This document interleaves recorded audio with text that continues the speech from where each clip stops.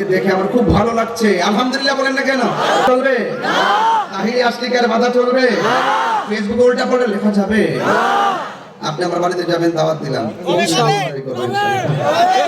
ইনশাআল্লাহ বলেন না কেন? আল্লাহ যেন কবুল করে, আমিন কর। তো ইফতার আছে, হ্যাঁ দাওয়াত কবে? নিঃসন্দেহে ফারহাতান, রোজাদারের জন্য কয়টা আনন্দ বলেন না? কয়টা? একটা হলো ইফতারের সময়, একটা কিসের সময়? আচ্ছা, ইফতারের সময় আনন্দটা কেমন? দেখেন আপনার ইফতারের সময় মানুষের গলাটা শুকিয়ে থাকে, সামনে পানি আছে কিন্তু পানি পান করে না। ইফতার হওয়ার সময় হওয়ার আগে অনেক 12 থেকে 13 প্রকার আইটেম থাকে। এটা কি সে খায়?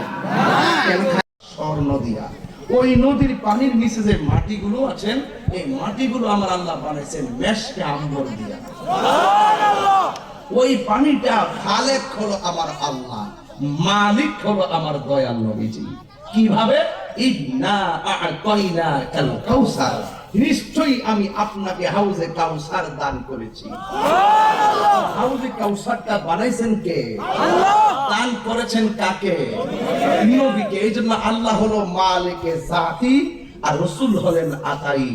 আল্লাহ হলো হাকিকতের মালিক, রাসূল হলো দান সূত্রের মালিক। কথা বলেন ঠিক কিনা? এই যে জমিনে বসছি, বলেন তো শুয়ের মাথা যেই জায়গায় পড়বে এই জায়গার মালিকও তো আপনি না। বলুন তো মালিক কেন? আল্লাহ। তাই বলে কি কালকে এসে আমি এখানে বাড়ি বাঁধতে পারবো? কেন পারবো না? আপনি কেবল মালিক। কোন নম্বরের মালিক? 8 নম্বরের মালিক, 8 নম্বরে। আর শুয়ের মাথা যেই জায়গায় পড়বে ওই জায়গার মালিকও আপনি না। আপনি তো মালিক দাবি করেন, আপনি তো 20 হাত পানি নিচে যাওয়ার পরে বলবেন যে পুষ্করি পানি হয়ে গেছে, আর যাওয়া দরকার নাই। অথচ নিজে বহুত নিয়ামত, উপরে যত নিয়ামত আছে আল্লাহ পাক সবথেকে বেশি নিয়ামত রাখছে মাটির নিচে। বুঝতে পারছেন? এরে জমিন